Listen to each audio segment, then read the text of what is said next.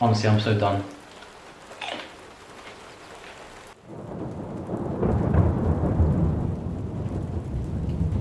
Oh my god, it's hot. It's really hot. Did you put any cold water in this? Yeah. Put some on. At least to have bubbles. Booble. Okay guys, here's the situation, right? I have not had... You're probably thinking, what am I doing in the bath? I legit have not had a bath in like 2 years. I don't mean like in a gross way. I mean, obviously I shower every day. But, yeah, so I thought, considering it's the first time in a while, I just wanted to document this monumental moment. I also have a well overdue Q&A to do, so we're just gonna do it here. And the thing is, I always, whenever I do these videos, I always like hold back on a lot of subjects. I don't know why. We all know that the YouTube is censoring everything that everyone says these days, so I thought, do you know what? Like, considering that's the case, I just don't give any fucks anymore. I'm just going to answer everything. So I feel like it's kind of like a royal thing to do, to eat grapes in the bath. Do you know what I'm saying? I don't know when they're soapy though. These ones are pretty soapy. If you're wondering what I'm drinking, which honestly has turned the most disgusting colour of brown. Sweet. The thing is, I did get a lot of questions saying what's my typical post-workout meal, and usually it is just a smoothie like this, which was just gingerbread spice, Bevo Perform, which has come back, peanut butter, frozen cherries, some kind of plant milk. I think I use oat milk. It does look like shit, but it still tastes bomb. The new caramel biscuit from Popcorn, which I actually haven't tasted yet. Cheers.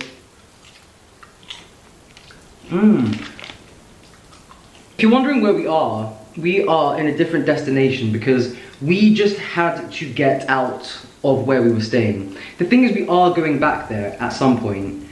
Because it's still where we rent, but it just, right now we are in a beautiful house, which is actually in Whitstable, which has turned into such an incredible town here in the UK.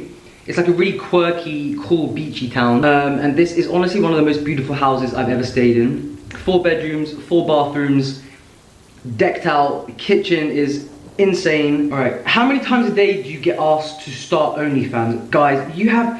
Even if I showed you scrolling through these, the amount of them that have literally said, when are you starting OnlyFans?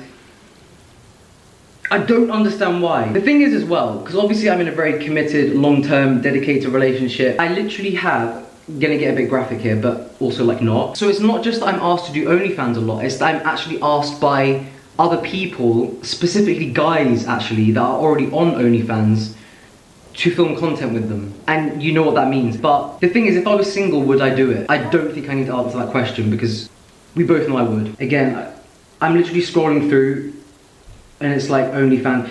To be honest, I did put a bit of a tease-ish photo. Someone asked, what's it been like to have a girlfriend that has sexual trauma and to be on that journey with her?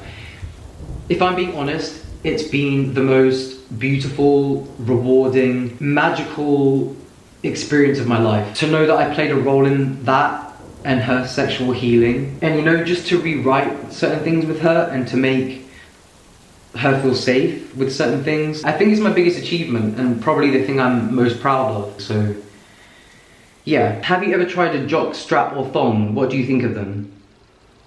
Biggest insecurity. Do you know what? I don't want this to come across in a big-headed way, like, oh, I don't have any insecurities because I'm perfect. Like, no, not at all. I also don't have insecurities within myself, as in, I'll tell you what I do struggle with as well. And that is, because I have, and I'm sure a lot of you guys have noticed, maybe, possibly from watching me. The thing is, I have very high self-confidence. And I know that that was drilled into me from birth.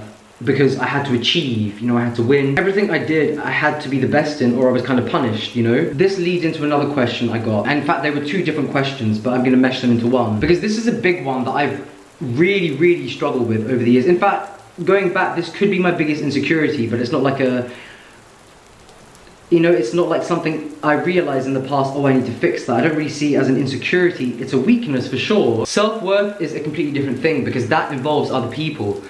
And Do you know what? I don't know why. I don't know why, because the thing is about me as well is I'm such a good judge of character. Like, such a good judge of character. Again, this is not me bigging myself up, like, oh, look at me, I'm such a... I don't know what I am. Because trust me, I have many bad qualities, which I talk about all the time. But one of my strengths in life has always been, I can walk into a room and I can just feel someone's energy. And like, if it's dark, if it's negative, if someone's sneaky, I can usually spot them from 100 miles away. That means if someone's gonna manipulate me, they need to be a fucking good manipulator. Like, I'm talking like world-class manipulator. And I let some people get very, very close to me over the last few years. Genuinely thought they loved me. Genuinely loved them a lot.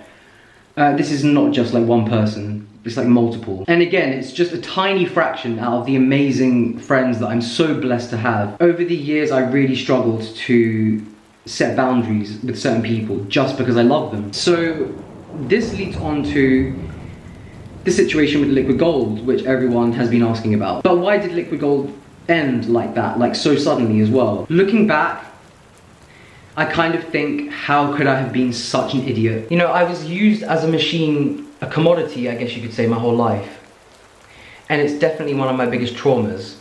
Traumas? Yeah, I definitely have a lot, like a lot. This whole Liquid Gold situation, I'm not gonna say it was the same as that, because clearly it wasn't. But it reminded me of that. It was almost like a karmic cycle that keeps happening to me, where it's like I am the creator and I would just give and give and give and share and share and share whatever I had built. And I'm talking friends, you know, I love hard. And when it's someone from my inner circle, again, because my self-worth was so low, and I also have a very bad thing with rejection pain, I would just let people around me get away with anything. I'm glad that I had the strength to kind of like remove myself from the situation. I really do feel like a damn fool. But going back to the Liquid Gold thing, I've been in this bath for so long, I feel like I'm going to turn into a raisin. I started Liquid Gold with 3 of my very close friends who were like family. All of them I still love, but the thing is, love blinds me as well. It was something that I was so passionate about, something that we had such a big vision for.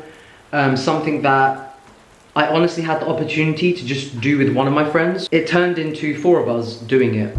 We all were supposed to have different roles within the company, right? The majority of my following is from the States, and I built up such a huge demand for, I can't even remember how many thousand people, it was thousands of people we had on the waiting list. And I was constantly told things, but that's the thing, I'm not a business person, right?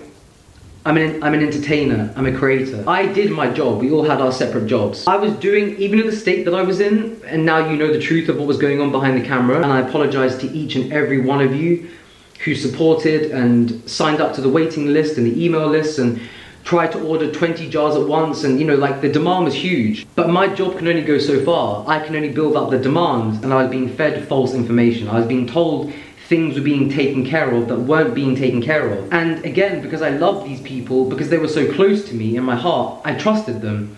And I will say with all honesty, I will say 2 out of 3 of them really did put a lot of hard work in at times, like a lot. And actually I want to give a big thank you to my friend Charlotte, who's probably not watching this. But here's where the boundary issues come into place. I don't know what the saying is. Is it like, fool me once, shame on you, fool me twice, shame on me? I don't know what the phrase is. If fool me 250 times, then you must just be a fucking idiot. It's not that though, it's just that I'm so sensitive and I love people so much that when I love people that much, I honestly used to, again because of my low self-worth and lack of boundaries, I would let them get away with anything.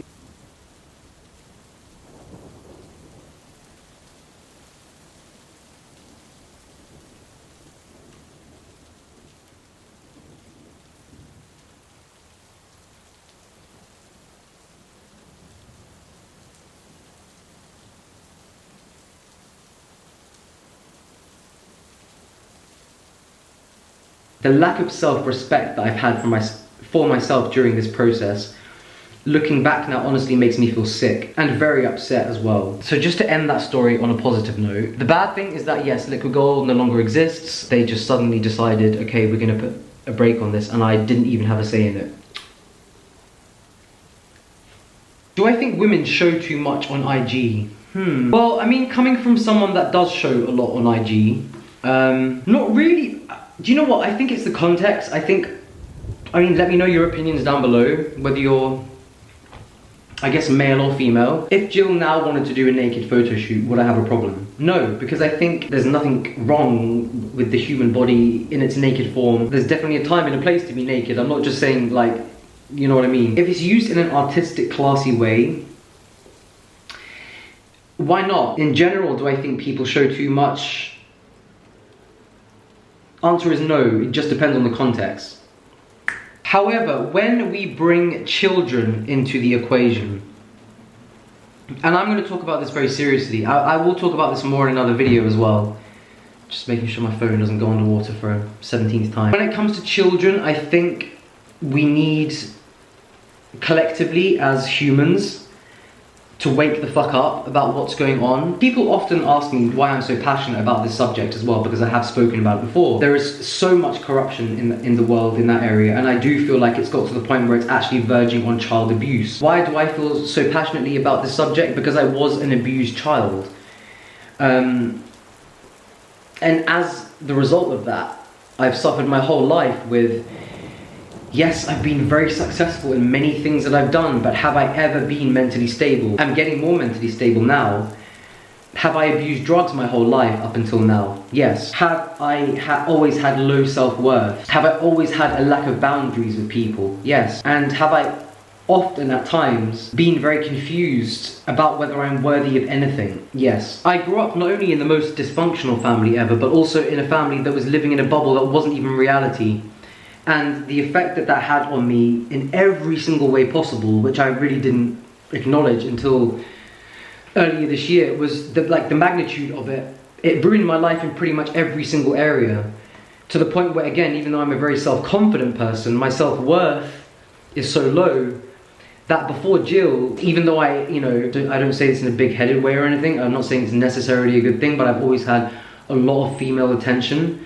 But as soon as anyone would get actually close to me, I mean close to me as in things could get serious, I would immediately push them away because I would just feel unworthy. My distortion being warped as a child drove me insane. What I'm saying is, when you mess with a child's reality, that it's often irreversible. For the rest of their life, if you instill something in a child's head that shouldn't be there, this leads on massively to another question I got at least 4,000 times. Like, I know I always exaggerate, but actually no exaggerate. This is joined to what I was just talking about, and that is my opinion on pronouns. And I've often had the question of why I don't put my pronouns in my Instagram bio, in my YouTube bio. I don't even know, I don't even care where you are or where you're not supposed to put pronouns, and that's because I don't use them, and that's because I don't care about them. Before anyone tries to take this out of context, out of respect for yourself, I urge you to actually listen to what I'm saying to, rather than instantly calling me some kind of ism or phobic. When those words are overused, they become powerless. Put it this way, I think the word human even limits us enough to what we actually are, and what we, I believe that this human experience is just a progression onto the next, onto something bigger. So for us to even just identify as human, as the human body and nothing beyond that, is limitation enough. But to kind of regress further than, oh, I am human, and then I am male, I am female, and then I guess fragment that into even more things where you're identifying the whole pronoun thing and like putting yourself in not just a human box, but even more box. Like, I'm not just human, but I'm also this, and then I'm also that, and then I'm also this. It's just a big distraction from our purpose here, in my opinion. I love people because they're human. Literally been trying to find a comfortable position for the last 2 hours. It's not happening. It's actually not happening, and I'm turning into a raisin. In fact, I'm probably the most accepting person on the planet of people wanting to express themselves differently. Do you know what? I don't even give a crap about your first name. Like, if I love you as a human, I love you as a human. It really shouldn't matter what my pronouns are. And number two, I'm just me, and I'm a man. I think the reason I do feel so passionately about this as well, and I think going back to kids, is that inflicting these beliefs and ideologies, which adults are largely pushing onto children, is, in my opinion, child abuse. Because, and again, this is nothing to do with transgender people. I support transgender people, but we're talking about something that is a very, very, very rare, in reality, condition. And now this is being kind of sold as and taught to as a normal thing to 4-year-olds, for children to pick their own gender. Children don't have the brain capacity to even comprehend or understand what gender is. I'm not saying that gender ideology shouldn't exist. I'm just saying please don't inflict it on fucking children, because they don't have the capacity to understand it, and to understand that they're doing something to their body that they think at the time might be fun, might be what they want in the moment, but is actually irreversible.